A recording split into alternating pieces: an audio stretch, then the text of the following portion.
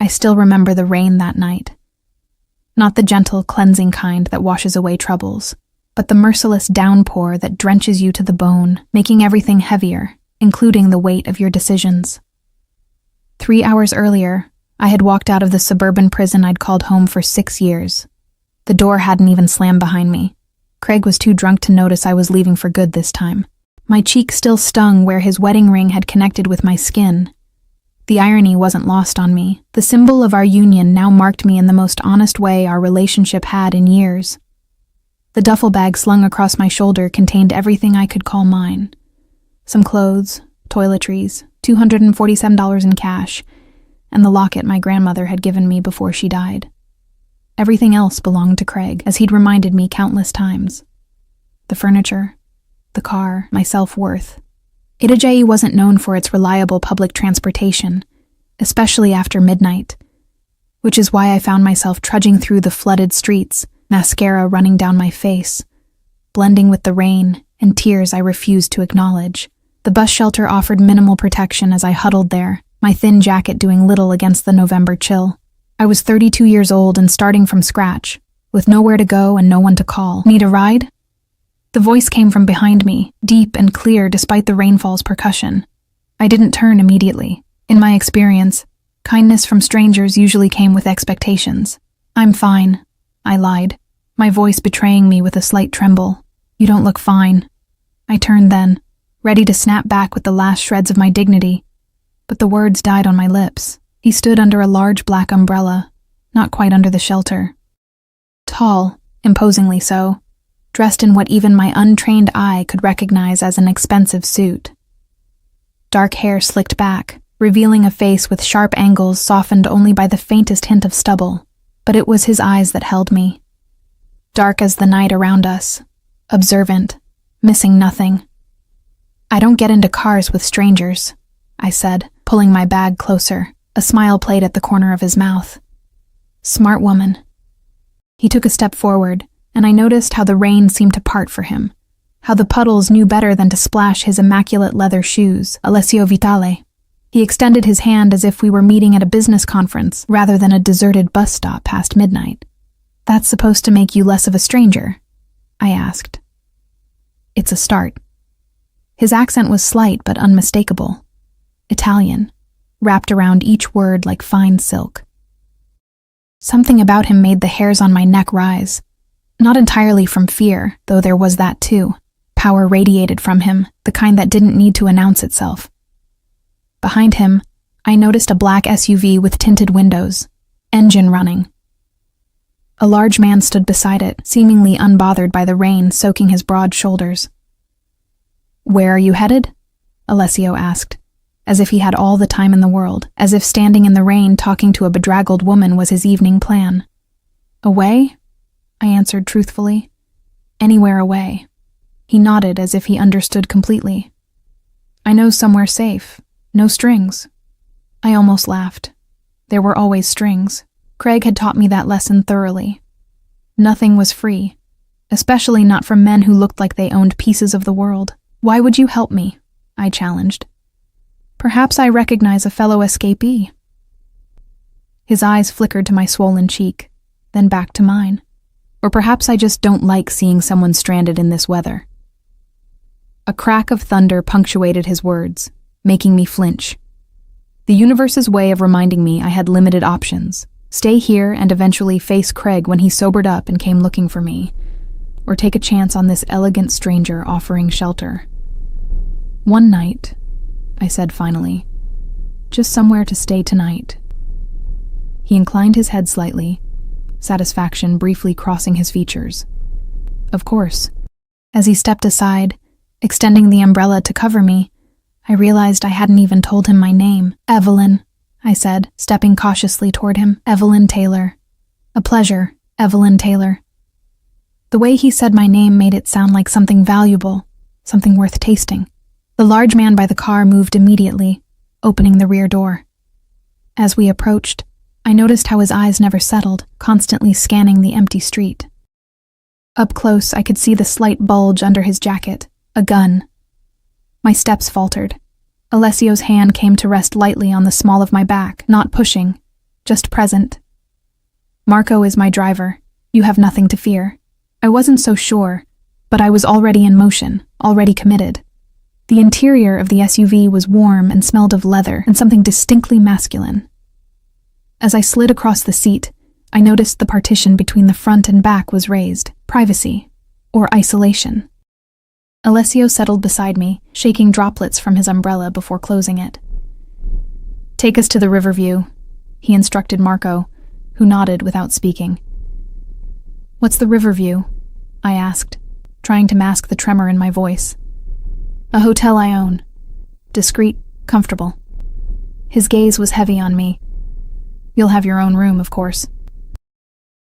The SUV pulled away from the curb, and I watched the bus stop recede, wondering if I'd just made the biggest mistake of my life, or saved myself from spending the night in the rain. My fingers traced the tender spot on my cheek, and I caught Alessio watching the movement. "He won't find you there," he said quietly. I didn't ask how he knew there was a he, or why he assumed I was hiding. Something told me Alessio Vitale was accustomed to reading people, to seeing the stories written in their bruises and escape attempts. "I'm not looking for complications," I said, staring straight ahead. "Few people are. Life delivers them anyway." The city lights blurred through the rain-streaked windows as we drove, reminding me of all the tears I'd shed in bathrooms with locked doors, trying to muffle the sounds. 6 years of my life given to a man who'd convinced me I was worthless, while systematically stripping away everyone who told me otherwise. My friends, my family, my career in graphic design reduced to making flyers for his construction business without payment or credit. "What were you running from?" I asked suddenly, remembering his words at the bus stop. Alessio turned to me, surprise briefly crossing his features before his expression settled back into its composed mask. "What makes you think I was running? You said you recognized a fellow escapee." A smile touched his lips, perceptive. He was quiet for so long I thought he wouldn't answer. I escaped expectations, family obligations that would have suffocated the man I wanted to become. It wasn't the answer I expected. There was something rehearsed about it, too smooth, like a stone tumbled in water until all rough edges disappeared. We turned onto a street lined with upscale boutiques, now dark and shuttered for the night. At the end of the block stood a building that seemed to rise from the darkness like a monolith, its glass facade reflecting the city lights. The Riverview Hotel. As we pulled under the covered entrance, I noticed there was no sign, no obvious indication that this was a hotel at all. 2 men in suits immediately appeared, one opening Alessio's door while the other circled to mine. "Mr. Vitale," they murmured in unison, with a deference that spoke of more than employer-employee respect. Fear, perhaps, or devotion. The lobby was deserted except for a single attendant behind a sleek desk, who straightened immediately when he saw Alessio. "Mr. Vitale, we weren't expecting you tonight. Last-minute change of plans, Anthony." Alessio's tone was pleasant but left no room for questions. "The Riverside Suite, please." "Of course, sir." The attendant's eyes flicked to me, taking in my disheveled appearance, the bruise blooming on my cheek, before quickly returning to his computer. Alessio placed his hand on the counter, drawing the attendant's attention. "Ms. Taylor will need some things for her stay. Clothes, toiletries. Have Maria handle it." "Right away, sir." I wanted to protest that I couldn't afford whatever designer items he was ordering, that I didn't want to be indebted to him, but exhaustion was catching up with me. One night, I reminded myself, I could figure everything out tomorrow with a clear head. The elevator required a keycard to operate. Alessio swiped his, then pressed the button for the top floor. As we ascended, I caught our reflection in the mirrored walls. Him, immaculate despite the rain, and me, looking like something the storm had dragged in. Water dripped from my hair onto the marble floor. "Why are you doing this?" I asked, meeting his eyes in the reflection. "Why does there have to be a reason? There's always a reason." The elevator doors opened to a short hallway with only one door at the end. Alessio led the way, using another keycard to enter. The Riverside Suite was larger than the entire apartment I'd shared with Craig. Floor-to-ceiling windows offered a panoramic view of the city and the river beyond, lights glimmering through the rain. The decor was understated luxury. Cream-colored furniture, dark wood accents, artwork that looked original and expensive. "The bedroom is through there," Alessio said, gesturing to a door on the right. "The bathroom has everything you should need until Maria brings your things."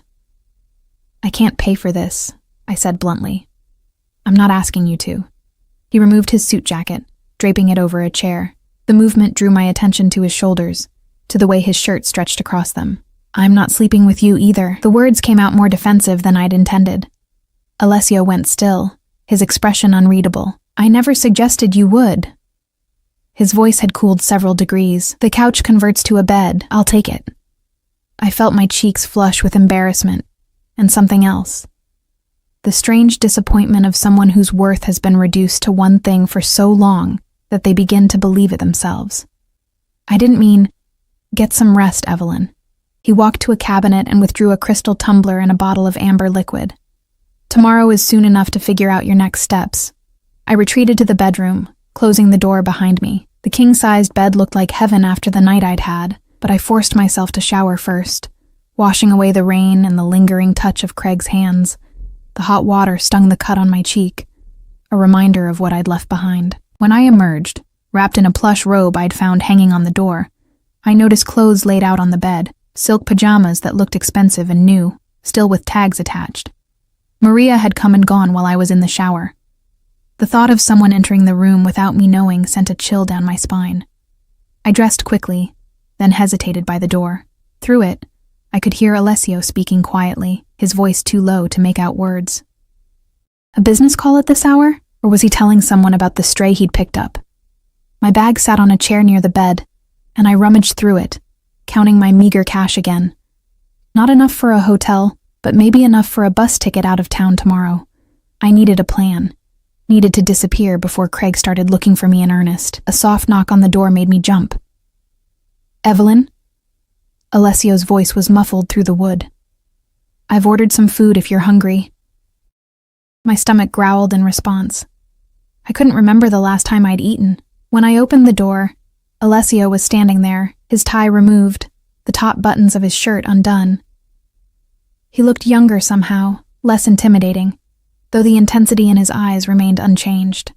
"Thank you," I said, following him to the dining area where a small feast had been laid out. Pasta, bread, salad, wine. "I wasn't sure what you liked," he explained, pulling out a chair for me. As we ate in silence, I felt his eyes on me, studying, assessing. It should have made me uncomfortable, but there was something almost comforting about his attention, so different from Craig's dismissive glances or angry glares. "What happens after tonight?" I finally asked, setting down my fork. "That depends on where you want to go." I had no answer for that. I'd been so focused on getting away that I hadn't thought about where to. "I don't know," I admitted. Alessio nodded, as if my uncertainty was perfectly reasonable. "Then stay until you do." Our eyes locked across the table, and I felt something shift between us. A door opening to a room I hadn't known existed. "Dangerous," whispered a voice in my head that sounded suspiciously like my own self-preservation. "One day at a time," I said carefully. He raised his glass in agreement. "One day at a time." Later, as I lay in the unfamiliar bed, listening to the rain against the windows and the distant sounds of the city below, I wondered what I'd gotten myself into. There was something about Alessio Vitale that didn't quite add up, the way people deferred to him, the silent security, the casual offer of luxury to a stranger. But for the first time in years, I fell asleep without fear of what the morning would bring. Whatever Alessio's secrets were, they couldn't be worse than what I'd left behind. At least, that's what I told myself as I drifted off, unaware of just how wrong I was. Block 2. Morning came with gentle insistence, sunlight filtering through curtains I didn't remember closing. For a disorienting moment, I forgot where I was. The bed too comfortable, the silence too complete to be my cramped bedroom where Craig's snores would vibrate through the walls. Then it all came rushing back. The rain, the bus stop, the stranger with dark eyes who'd offered sanctuary. I sat up, wincing as my body protested. The bruise on my cheek felt tight and hot when I touched it. A glance in the bathroom mirror confirmed it had darkened overnight, a purple-blue stain spreading across my cheekbone. Craig's parting gift. After a quick shower, I found more clothes laid out, a simple blouse and jeans that somehow fit perfectly, along with underwear still bearing price tags that made me gasp. I dressed quickly, uncomfortable with the expense, but having nothing else clean to wear. The main room of the suite was empty when I emerged. For a moment, I thought Alessio had left, but then I noticed the balcony door slightly ajar. He stood outside, one hand resting on the railing, the other holding a phone to his ear. Even from behind, I could sense tension in his posture, in the way he held himself perfectly still as he spoke. I don't care what it takes. Find him. His voice carried through the gap, cold and sharp as a blade. No excuses. No witnesses. A chill ran through me, and I stepped back instinctively. Whatever business Alessio Vitale conducted, it clearly wasn't always conducted within the bounds of the law. I retreated to the bedroom, heart pounding, suddenly aware of how little I knew about the man whose help I'd accepted. Minutes later, a soft knock on the door made me jump. "Evelyn, are you awake?" His voice had returned to the smooth, controlled tone I remembered from the night before. I took a deep breath, reminding myself that I needed the shelter he offered, at least for now. "Yes, I'm up." When I opened the door, Alessio stood there in a fresh suit, charcoal gray this time, his hair perfectly styled. If he'd slept on the couch, there was no evidence of it in his appearance. "You look better," he said, his eyes lingering on my bruised cheek before meeting my gaze. "Feel better too," I replied cautiously. "Thank you for the clothes. They fit perfectly. Maria is good at her job." He gestured toward the dining table where breakfast had been laid out. "You should eat." As we sat across from each other, I tried to reconcile the man before me. Attentive, quietly courteous, with the cold voice I'd overheard on the balcony. People contained multitudes, I knew that. But some multitudes were more dangerous than others. "I should go today," I said, spreading jam on a piece of toast I didn't really want. "I've imposed enough. Where will you go?" The question was casual, but his eyes were intent on my face. I hesitated, realizing I still had no answer, no plan beyond escape. "I have a friend in Sacramento." The lie came easily, born of self-preservation. In truth, Craig had systematically cut me off from everyone I'd once called friend. Alessio took a sip of his coffee, studying me over the rim. "You're not a very good liar, Evelyn." My hand froze midair, toast suspended between plate and mouth. "Excuse me? Your eyes give you away. They slide to the left when you're being dishonest." I set the toast down, appetite vanishing. "I don't know you well enough to lie to you." And yet, here we are. His tone wasn't accusatory, merely observational. "Stay. At least until you have somewhere real to go." "Why do you care?" Alessio was quiet for a long moment, and I had the distinct impression he was deciding how much truth to give me. 6 years ago, he finally said. "My sister tried to leave her husband. He found her at a motel outside the city." His expression didn't change, but something dark passed behind his eyes. "She didn't survive the night." The words landed like stones, heavy with implication. I swallowed hard. "I'm sorry." "As am I." He straightened, the moment of vulnerability passing so quickly I might have imagined it. "Your situation reminded me of hers." I wanted to ask what had happened to her husband, but something in Alessio's face warned against it. Instead, I nodded slowly. "A few days, then. Just until I figure things out." Relief flickered across his features. So briefly I nearly missed it. "Good. Now, I have meetings this morning, but Marco will be available if you need anything." "Marco? Your driver?" "My head of security."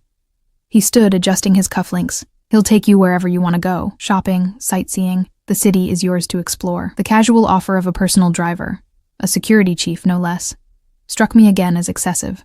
"What exactly do you do, Alessio?" A smile touched his lips. "I'm in logistics, import, export, moving valuable things from one place to another."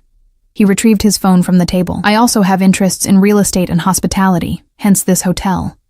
It sounded legitimate enough, but something in the practiced way he delivered the explanation made me wonder. "Will you be back tonight?" I asked, surprised by my own question. "I'll join you for dinner." He moved toward the door, then paused. "Evelyn, should anyone ask, you're my guest, nothing more." Before I could respond, He was gone, leaving me with more questions than answers and the distinct feeling that I'd stepped into something larger than a simple act of kindness. I spent the morning exploring the suite, which was larger than I'd initially realized. Besides the main living area and the bedroom I'd used, there was a second bedroom, a study lined with leather-bound books, and a bathroom with a tub large enough to swim in. Everything spoke of quiet luxury. Nothing flashy, but clearly expensive. In the study, I found myself drawn to the books, real books, not just decorative spines. Many were in Italian, but there were classics in English too. Hemingway, Fitzgerald, Shakespeare. I ran my fingers along the spines, wondering what these choices said about Alessio Vitale. A knock at the suite's main door interrupted my exploration. When I opened it, I found Marco standing in the hallway, his massive frame nearly filling the doorway. Up close and in daylight, he was even more intimidating than he'd been in the rain. At least 6'5", with a face that looked like it had been broken and imperfectly reset more than once. "Ms. Taylor," he said, his voice surprisingly gentle for a man his size. "Mr. Vitale asked me to see if you needed anything." "I'm fine, thank you." I shifted uncomfortably under his steady gaze. "If you'd like to go out, I'm at your disposal." He handed me a business card with just his name and a phone number. "Actually," I said, making a sudden decision, "I could use some air." 20 minutes later, I found myself in the back seat of the same SUV from the night before, watching the city pass by through tinted windows. Marco drove in silence, occasionally checking the rearview mirror, though whether he was watching me or the traffic behind us, I couldn't tell. "How long have you worked for Alessio?" I asked, trying to fill the silence. 15 years, he replied, eyes on the road. "You must know him well." Marco's expression didn't change. "Well enough." "Is he always this generous with strangers?" This earned me a quick glance in the mirror. "Mr. Vitale is selective about who he helps." "Lucky me," I murmured. "Yes," Marco said simply. "You are." We drove through downtown, past shops and cafes filled with people going about their normal lives. Lives with routines and certainties I'd never quite managed to establish with Craig, who thrived on chaos and keeping me off balance. "Could we stop somewhere?" I asked suddenly. "A pharmacy, maybe?" Marco nodded, turning at the next intersection. He pulled up in front of a small drugstore, then shocked me by getting out and opening my door. "I'll wait here," he said. Inside, I headed straight for the makeup aisle, selecting a concealer I hoped would cover the worst of my bruise. As I paid, I noticed Marco through the window, standing beside the SUV, his eyes constantly scanning the street. Not just a driver, I reminded myself. Head of security. Back in the car, I applied the concealer using the small mirror in my compact, watching as the evidence of Craig's violence disappeared beneath layers of beige. The woman who looked back at me seemed different somehow. Still me, but with a strange new awareness in her eyes. "Where to next?" Marco asked. I hesitated, then decided to test the limits of Alessio's hospitality. "Is there a place I could get a coffee?" "Sit for a while." "Of course." He pulled away from the curb. "There's a cafe Mr. Vitale prefers." The cafe turned out to be a charming little place tucked away on a side street, with wrought iron tables on a patio overlooking a small park. As we approached, I noticed how the staff straightened when they saw Marco, their eyes widening slightly. "Mr. Vitale's usual table," he told the hostess, who immediately led us to a corner spot with a perfect view of both the park and the entrance. "Will Mr. Vitale be joining you?" she asked, her tone carefully neutral. "Just Ms. Taylor today," Marco replied. I ordered a cappuccino, watching as Marco took a position several feet away, his back to the wall, eyes constantly moving. The cafe was busy but not crowded, filled with the gentle hum of conversation and the occasional laugh. Normal. Safe. Yet I couldn't shake the feeling that I was sitting in a bubble, separated from the reality around me. My phone, the prepaid one I'd bought in secret and hidden from Craig, buzzed in my purse. My heart stuttered as I saw the number. Craig. 3 missed calls and now a text. "Where the fuck are you? Get home now!" My hands trembled as I shoved the phone back into my purse. How long before he started searching for me? Before he called the few friends I had left. My mother, who'd moved to Florida last year after one too many uncomfortable encounters with her son-in-law. Everything okay, Ms. Taylor? Marco had moved closer, concern etched on his rugged face. Fine, I lied, forcing a smile, just enjoying the sunshine. I sipped my cappuccino, trying to calm my racing heart. Craig had never been this angry before, never hit me quite so deliberately. Always before, there had been a twisted logic to his violence. Punishment for some perceived slight, for dinner being cold, for speaking to another man too long at a party. But last night had been different. Colder, more calculated. As if he'd finally tired of the game and was ready to end it. The thought sent ice through my veins. Actually, Marco, I think I'd like to go back to the hotel now. He nodded once, already signaling for the check. Back at the river view, I paced the suite, my momentary calm shattered. What was I doing here, playing house in this luxury apartment, accepting clothes and food from a man I barely knew? A man who, if my instincts were right, operated outside the law in ways I didn't want to examine too closely. Yet, what were my alternatives? I had almost no money, no job, no friends I could trust not to tell Craig where I was. I could go to a shelter, but Craig's construction company worked with several local charities. He would find me. By evening, I'd worked myself into such a state of anxiety that when the door opened and Alessio walked in, I nearly jumped out of my skin. He paused in the doorway, taking in my flustered appearance. What happened? Nothing, I said too quickly. Just thinking. He set his briefcase down, loosening his tie. Marco said you seemed upset at the cafe. Of course, he'd reported back. Craig texted me, I admitted. He knows I'm gone. Alessio's expression darkened. Did you tell him where you are? No, I didn't respond at all. He nodded, satisfied. Good. He moved to the bar and poured 2 drinks, handing me one.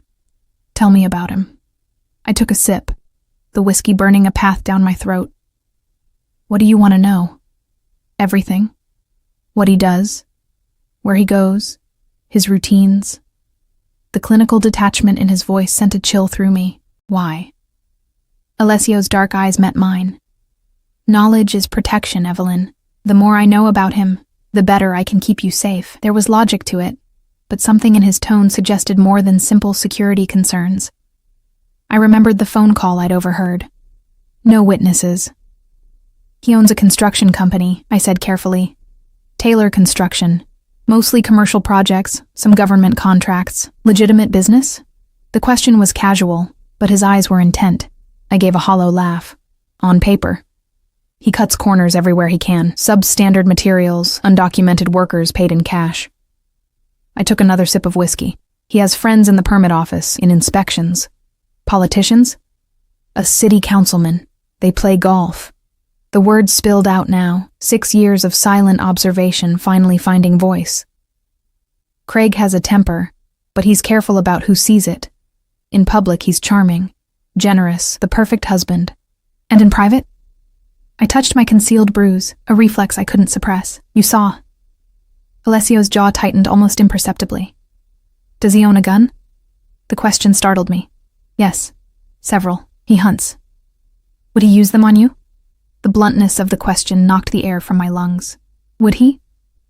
A month ago, I'd have said no without hesitation. Now, I wasn't so sure. I don't know, I whispered. He's never threatened me with one, but yesterday, something was different. Like he'd crossed some line in his head. Alessio nodded slowly, as if I'd confirmed something he already suspected. You won't go back to him. It wasn't a question, but I answered anyway. No. Good. He set his glass down with a finality that somehow comforted me. Now, I believe I promised you dinner. Dinner turned out to be at a restaurant on the top floor of the hotel, a place so exclusive it didn't even have a sign on the door. The maitre d' greeted Alessio by name, leading us to a secluded table overlooking the river, now glittering with the reflected lights of the city. Throughout the meal, course after exquisite course of food I couldn't name but found delicious, Alessio kept the conversation light, asking about my interests, my past before Craig. He listened with genuine attention as I told him about my abandoned career in graphic design, about the small portfolio of work I'd managed to keep hidden on a cloud drive Craig didn't know about. You should show me sometime, he said, refilling my wine glass. I have associates who might be interested in your work. It's been years, I demurred. I'm probably rusty. Skills like that don't disappear, Evelyn. They just wait to be rediscovered. There was something about the way he said it, as if he saw potential in me that I'd long forgotten existed, that warmed me more than the wine. As we lingered over dessert, I found myself studying him openly, trying to reconcile the different facets I'd glimpsed. The businessman, the protective brother, the man who'd ordered someone found with no witnesses. "You're staring," he observed, a smile playing at the corners of his mouth. "I'm trying to figure you out," I admitted. "And what have you concluded? That you're more complicated than you appear, and that there's a lot you're not telling me." His smile deepened, reaching his eyes this time. "We all have our secrets, Evelyn, even you." "I'm not that interesting." "I disagree."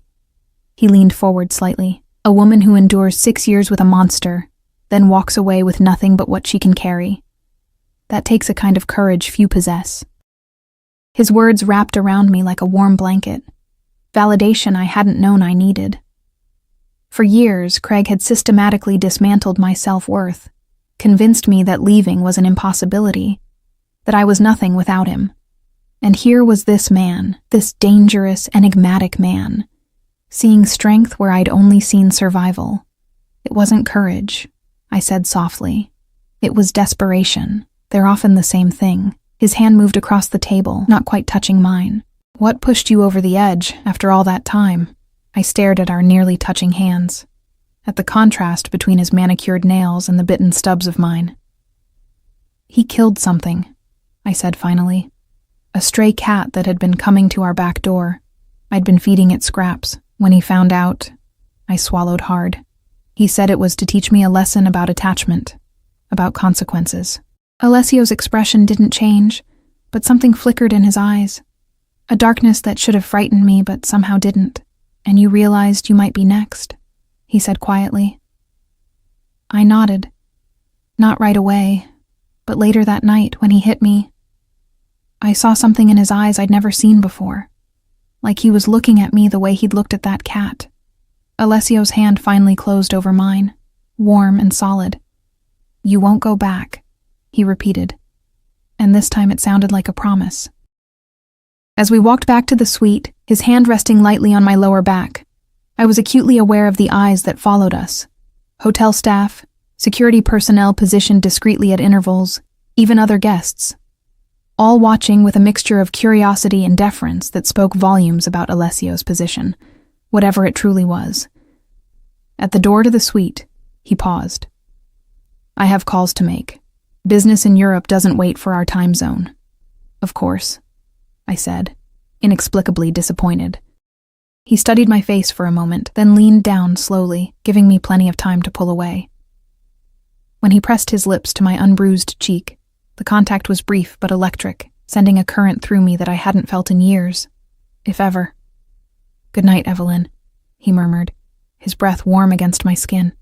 As I lay in bed later, replaying the moment over and over, I told myself I was being foolish, that whatever I thought I was feeling was just gratitude and relief wrapped in the intoxicating package of attention from an attractive man.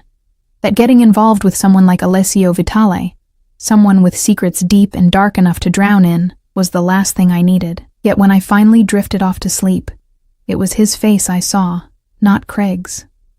And for the first time in years, the dreams that came were not nightmares. The next 3 days fell into an unexpected rhythm. Mornings, I would wake to find Alessio already gone, a note left on the dining table informing me he'd return for dinner.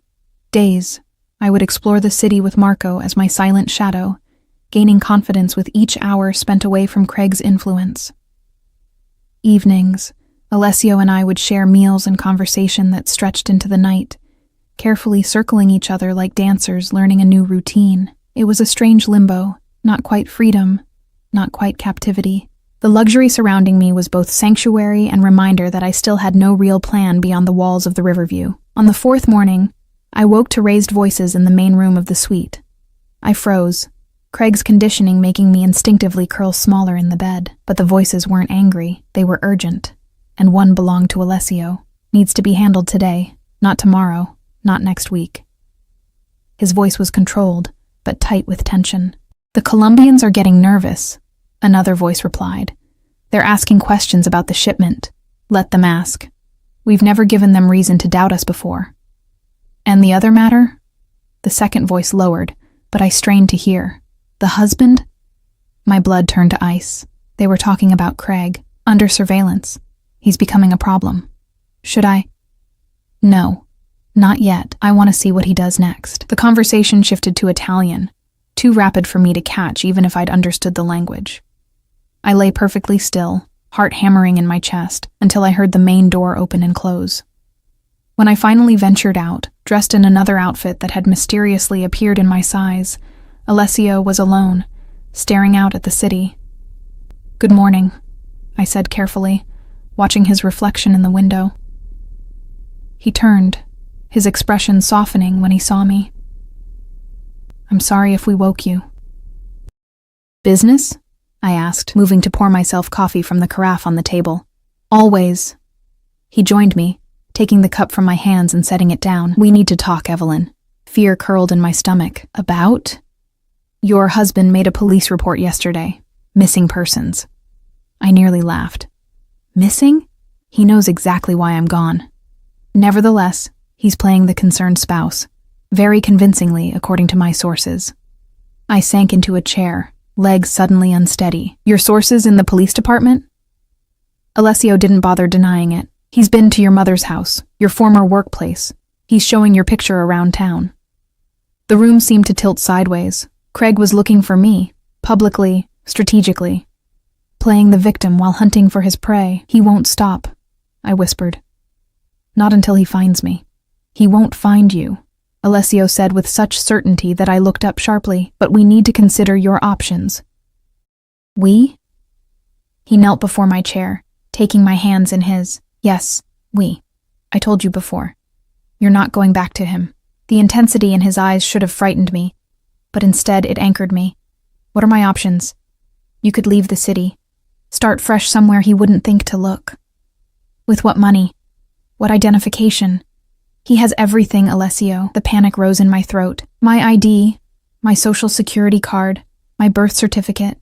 I can't even get on a plane. I can arrange those things." Of course he could. And then what? Live looking over my shoulder forever? He's not the type to let go. Not ever. Alessio's jaw tightened. "There's another option." "Which is?" "Stay with me." He said it simply, as if offering me coffee rather than a complete upheaval of my existence.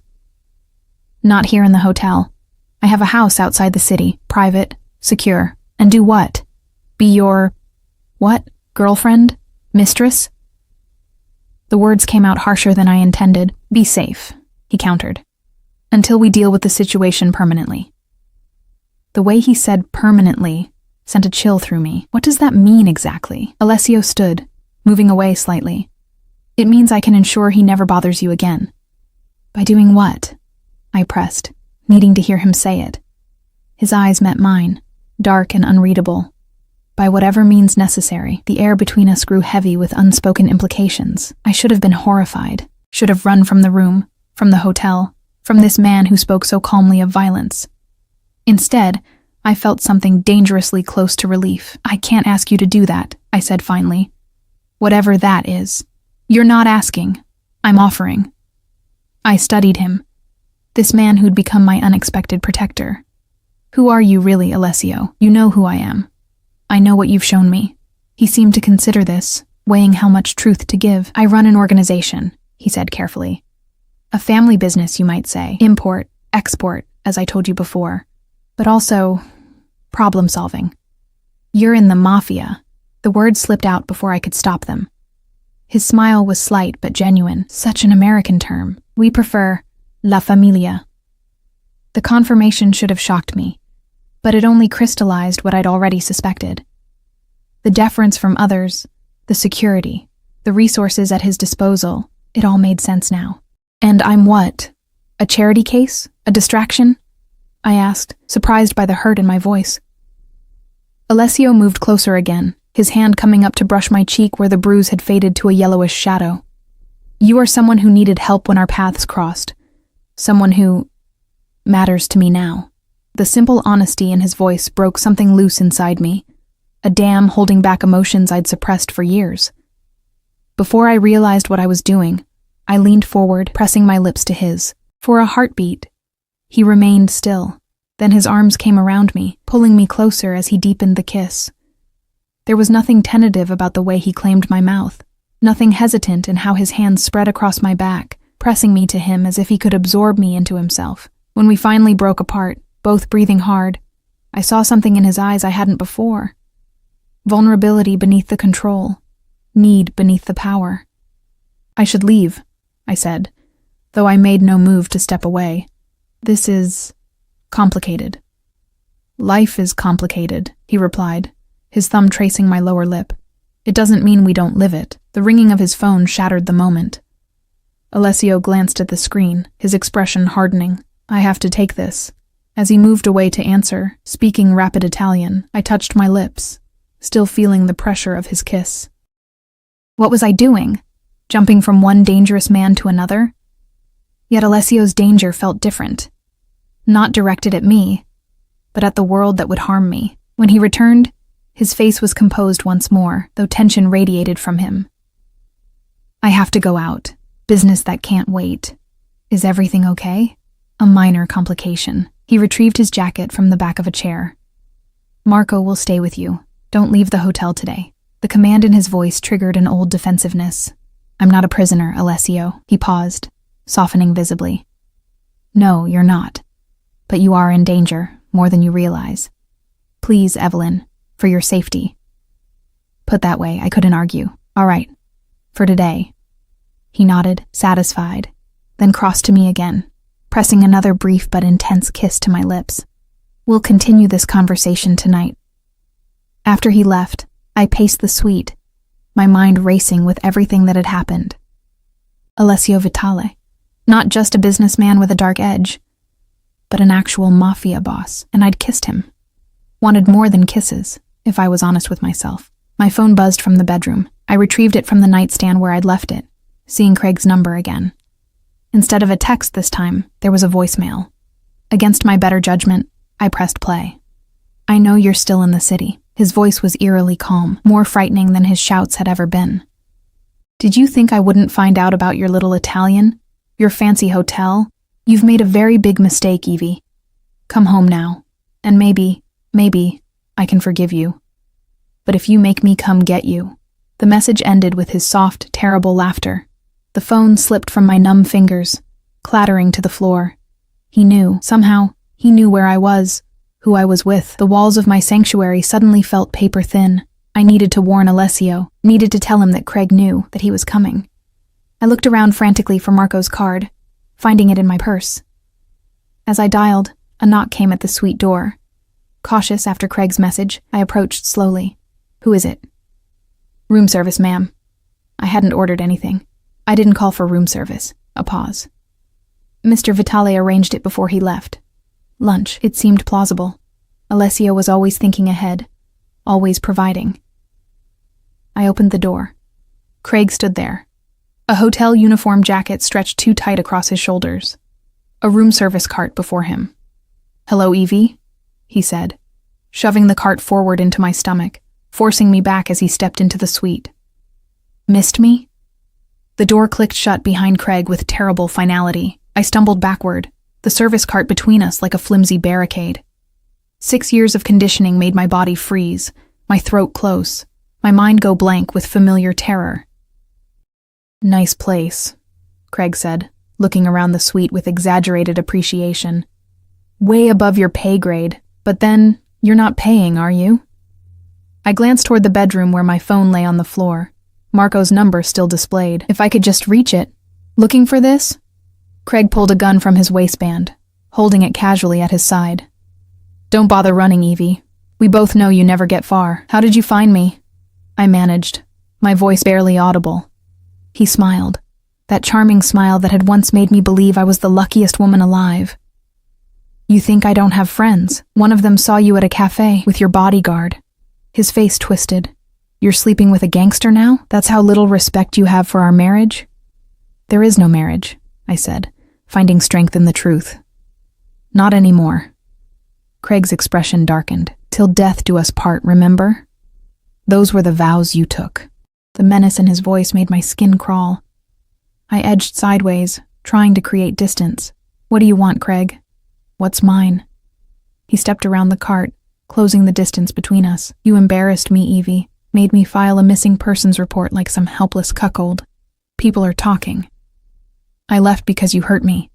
Because you killed that cat just to—" His hand shot out, grabbing my throat, squeezing just enough to cut off my words. "That mangy thing? That's what this is about? A fucking stray? Let go," I gasped, clawing at his fingers. "We're leaving," he said, dragging me toward the door. "Right now, before your Italian boyfriend gets back." Terror gave me strength I didn't know I had. I brought my knee up hard between his legs, gratified by his howl of pain as he doubled over. His grip on my throat loosened, and I twisted away, lunging for the bedroom. I didn't make it 3 steps before he caught my hair, yanking me backward with such force that I saw stars. The gun came up, pressing against my temple. "Try that again," he hissed, his breath hot against my ear. "And I'll paint these fancy walls with your brains." "They'll kill you," I whispered. "Alessio will hunt you down." Craig laughed, the sound vibrating through me. "You think I'm afraid of some import-export thug? I've got friends too, Evie. Important friends." He began pulling me toward the door, the gun still pressed to my head. My mind raced frantically. Marco was somewhere in the hotel. If I could make noise, create a disturbance. The sound of a key card in the door froze us both in place. Craig shifted, putting me between himself and the entrance, the gun now pressed to my back. "Not a word," he breathed. The door opened, revealing Marco, his massive frame filling the doorway. He registered the scene in an instant. My terrified face, the position of Craig's arm, the subtle bulge of the gun beneath my jacket. "Ms. Taylor," he said calmly. "Everything all right?" "Fine," Craig answered for me, his voice a perfect imitation of concern. "My wife isn't feeling well. I'm taking her home." Marco's eyes never left mine. "Ms. Taylor?" Craig's finger tightened on the trigger, the pressure a terrible promise against my spine. I said nothing, but let my eyes plead with Marco, hoping he could read the desperation there. Marco nodded once, almost imperceptibly. "Let me help you to the car then." "We've got it, thanks," Craig said, edging us toward the door. What happened next unfolded so quickly I barely processed it. Marco stepped aside as if to let us pass, then moved with a speed incongruous with his size. One moment Craig was behind me, the next he was on the floor, Marco's knee in his back, the gun skittering across the carpet. "Run!" Marco shouted, struggling to keep Craig pinned. I bolted for the door, but Craig's hand shot out, catching my ankle and sending me sprawling. As I hit the floor, I heard a sickening crunch, followed by Marco's grunt of pain. Rolling over, I saw Craig staggering to his feet, blood streaming from his nose, a letter opener from the desk clutched in his hand. Marco was on one knee, clutching his side where a crimson stain was spreading. Craig lurched toward the gun, still on the floor near the window. I reacted without thinking, scrambling across the carpet. My fingers closed around the cold metal, just as Craig's foot connected with my ribs, sending pain lancing through me. "You ungrateful bitch," he snarled, looming over me. "After everything I've done for you." I rolled onto my back, the gun clutched in both hands, pointing up at him. "Stay away from me." He paused, eyes widening slightly before his face split in a mocking grin. "You won't use that. You don't have the spine." He was right. My hands shook, my finger barely touching the trigger. 6 years of psychological dismantling had done its work too well. I couldn't pull the trigger, couldn't cross that line. Craig saw the hesitation in my eyes and lunged forward. The gun went off, the sound deafening in the enclosed space.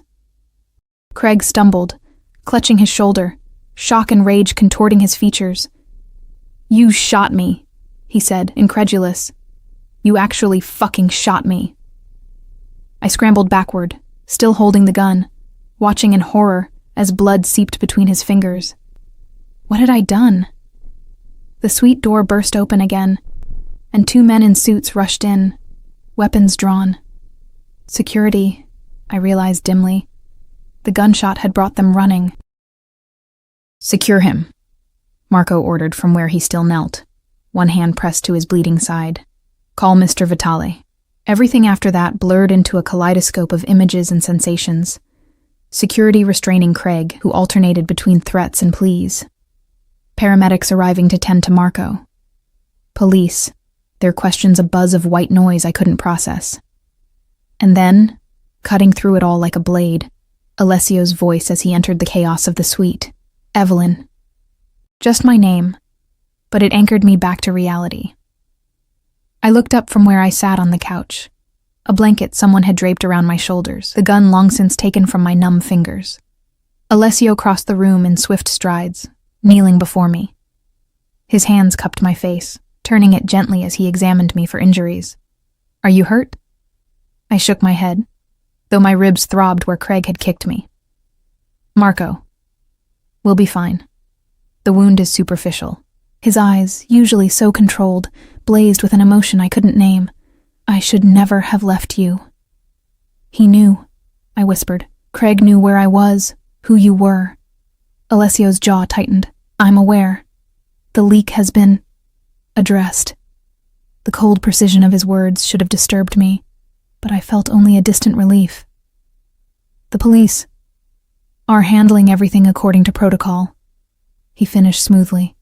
Your husband attacked you in your hotel room. You defended yourself. Marco and hotel security will corroborate.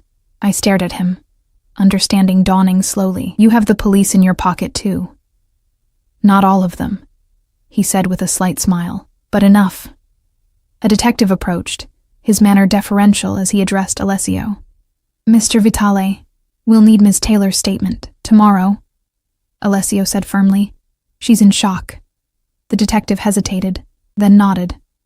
Of course, first thing tomorrow. He handed me his card. We've taken your husband to the hospital under guard. He'll be charged with assault, breaking and entering, attempted kidnapping, and assault with a deadly weapon. Will that be enough to hold him? I asked, remembering Craig's boasts about his important friends. With Mr. Vitale's security footage backing your statement? Absolutely. After they left, taking Craig's blood and the chaos with them, the suite fell into an eerie silence. Alessio sat beside me, his arm around my shoulders, solid and warm. What happens now? I asked, my voice small in the quiet. Now, you rest, he said, pressing a kiss to my temple. Tomorrow, we move to my house as planned. And Craig?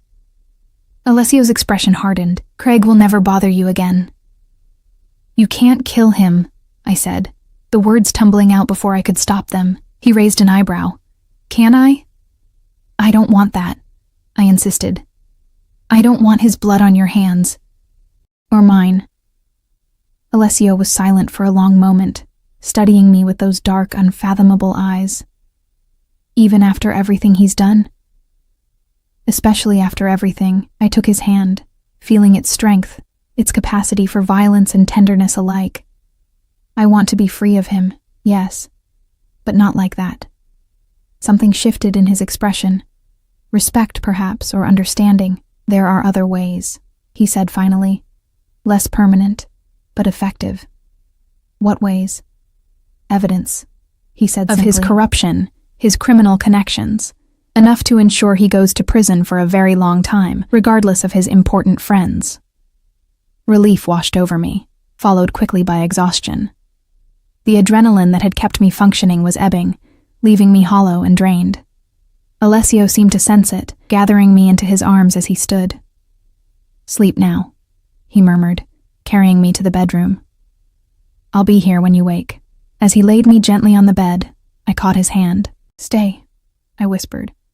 Please. He hesitated only a moment before stretching out beside me, gathering me against his chest. His heartbeat was steady beneath my ear, his arms secure around me.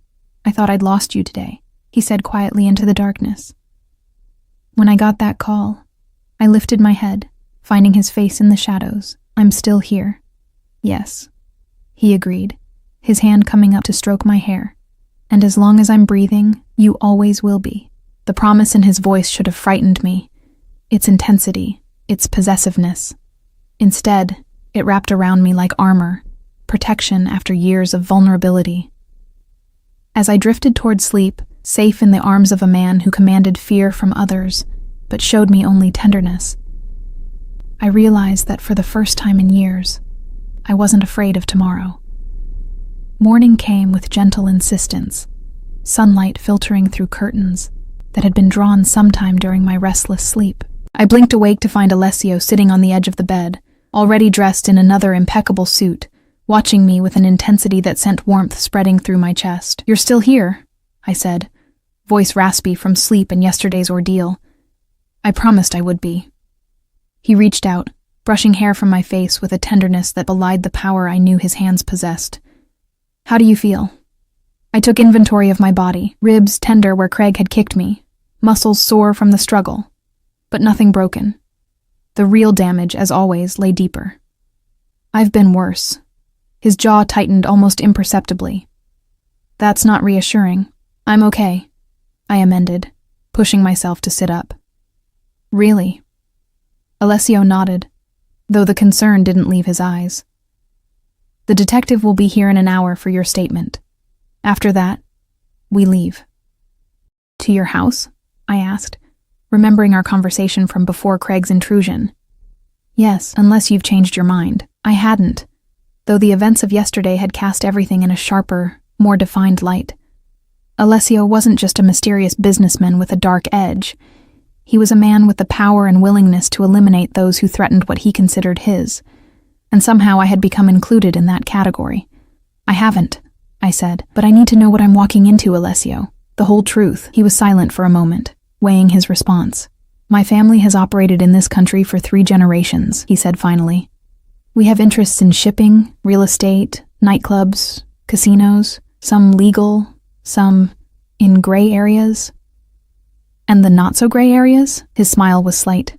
"Those too. Do you kill people?" The bluntness of my question surprised even me. Alessio didn't flinch. "When necessary. To protect what's mine." His eyes held mine, unflinching. "Does that frighten you?" "It should have. Any sane person would be terrified, would be running for the door.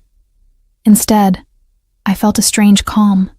What frightens me is going back to living in fear, of always looking over my shoulder, waiting for the next blow to fall." "That won't happen," he promised. "Not while I'm alive." The detective's arrival interrupted any further conversation. Giving my statement was surprisingly straightforward. The detective was professional but deferential, never pushing when I hesitated, accepting my account without question. Throughout the interview, Alessio remained at my side, his presence both reassuring and a silent reminder of the power dynamics at play. "Mr. Taylor remains in the hospital under guard," the detective informed us as he prepared to leave. "Once released, he'll be transferred directly to county lockup. Given the charges and the evidence, bail is unlikely." "And if he does make bail?" I asked, unable to keep the anxiety from my voice. "The restraining order will be in effect. He comes within 500 feet of you. He goes straight back to jail." The detective glanced at Alessio, though I doubt he'll risk it. After he left, we moved quickly. A small suitcase had appeared, packed, I assumed, by the mysterious Maria, with the clothes that had accumulated during my stay. Within an hour, we were in the SUV, Marco replaced by another security man, heading out of the city. Alessio's house turned out to be an estate, set back from a private road behind gates and walls that spoke more of security than ostentation. The main house was surprisingly understated, a sprawling stone structure that blended with the wooded landscape rather than dominating it. "It's beautiful," I said as we pulled into the circular drive. "It was my parents' home," Alessio explained. "After they died, I considered selling it, but..." He trailed off, looking at the house with what might have been nostalgia. Some connections are worth preserving. Inside, the house was a blend of old-world craftsmanship and modern comfort. Wooden beams crossed high ceilings, stone fireplaces anchored spacious rooms, and large windows filled the space with natural light. It felt lived in, genuine in a way the hotel suite, for all its luxury, had not. A small staff greeted us, a housekeeper, a cook, a groundskeeper. All treated Alessio with the same mixture of respect and wariness I'd observed at the hotel. Me, they regarded with barely disguised curiosity. "They're wondering who you are," Alessio said later, as he showed me to my room. A beautiful space with its own sitting area and a bathroom larger than Craig's entire master suite. "I've never brought anyone here before." "Never?" I asked, surprised.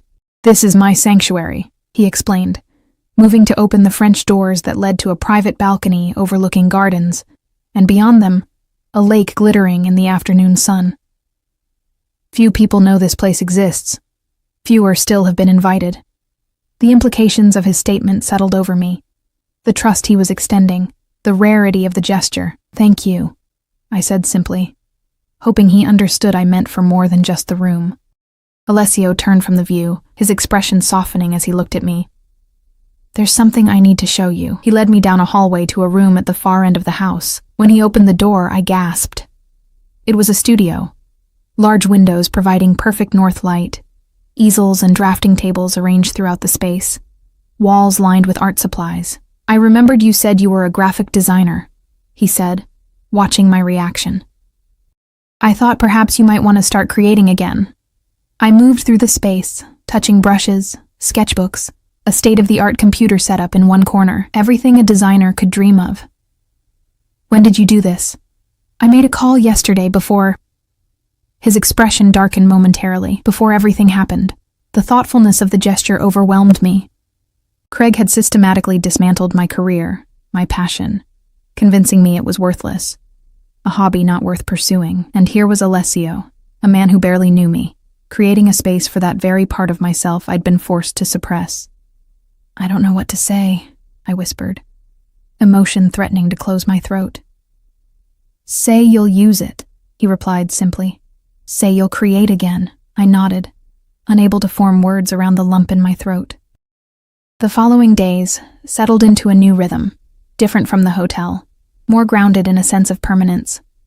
I spent mornings in the studio, reconnecting with skills long dormant but not forgotten, afternoons exploring the grounds, sometimes with Alessio when his business permitted, often alone, discovering hidden gardens and paths through the woods that surrounded the property. Evenings were for dinner together, conversations that stretched late into the night, and a growing physical awareness that neither of us acted upon, though it hung between us like an unspoken promise. A week after our arrival, as we sat on the terrace watching the sunset paint the lake in golds and reds, Alessio received a call that changed his demeanor instantly. He spoke briefly in Italian, his expression hardening with each word. When he hung up, he stared at the phone for a long moment before looking at me. "What is it?" I asked, knowing instinctively it involved Craig. "Your husband made bail this afternoon," he said, his voice controlled. "One of the city councilmen vouched for him. The same one you mentioned he plays golf with." Cold fear washed through me, "But the restraining order is still in effect," Alessio assured me, "and you're safe here. He doesn't know this place exists." I nodded, trying to believe him. "What about the evidence you mentioned, the corruption proof to keep him in prison?" "My people are working on it." Alessio's gaze was steady. "It takes time to build a case that will stick, especially against someone with political connections." That night, I couldn't sleep. The knowledge that Craig was free, possibly looking for me, brought back the familiar hypervigilance, the tense muscles, the racing heart, the startling at every sound. Around 3 a.m, I gave up and went downstairs. Seeking tea or simply movement to calm my nerves, I found Alessio in the library, a single lamp illuminating the documents spread before him on the desk. He looked up when I entered, unsurprised, as if he'd been expecting me. "Couldn't sleep?" he asked. I shook my head, moving closer to see what occupied him at this hour. Photos, documents, what looked like financial statements, all related to Craig, I realized. Evidence being assembled meticulously, piece by piece. "Neither could I," Alessio admitted, leaning back in his chair. "Not while he's out there, thinking he can still reach you." Something in his voice made me look at him more closely. "What are you planning?" "Nothing you need to worry about, Alessio." I placed my hand over the documents, forcing him to meet my eyes. "No violence. You promised." His expression softened. "I remember. And I'll keep that promise." He took my hand, turning it over to trace the lines of my palm. "But I can't promise he won't suffer in other ways." I should have objected, should have insisted on complete nonviolence. Instead, I found myself nodding. "Just don't put yourself at risk. He's not worth it." Alessio stood, pulling me gently to him. "You are." The kiss that followed was different from our first, not born of impulse or momentary connection, but of something deeper that had been building between us. His hands cradled my face as if I were something precious, his lips moving against mine with a reverence that made my heart ache. When we broke apart, his forehead rested against mine, our breath mingling in the quiet of the library. "Stay with me tonight," he murmured, "just to sleep. I don't want you alone with your fears." In his bedroom, a masculine space of dark woods and deep blues, we lay together, my back against his chest, his arms secure around my waist. For the first time since learning of Craig's release, I felt my muscles relax, my breathing slow. "I think I'm falling in love with you," I whispered into the darkness, not sure if he was still awake to hear it. His arm tightened around me. "I know I've already fallen," he replied, his lips brushing my shoulder. "From the moment I saw you at that bus stop, trying so hard to be brave." 2 days later, the news broke.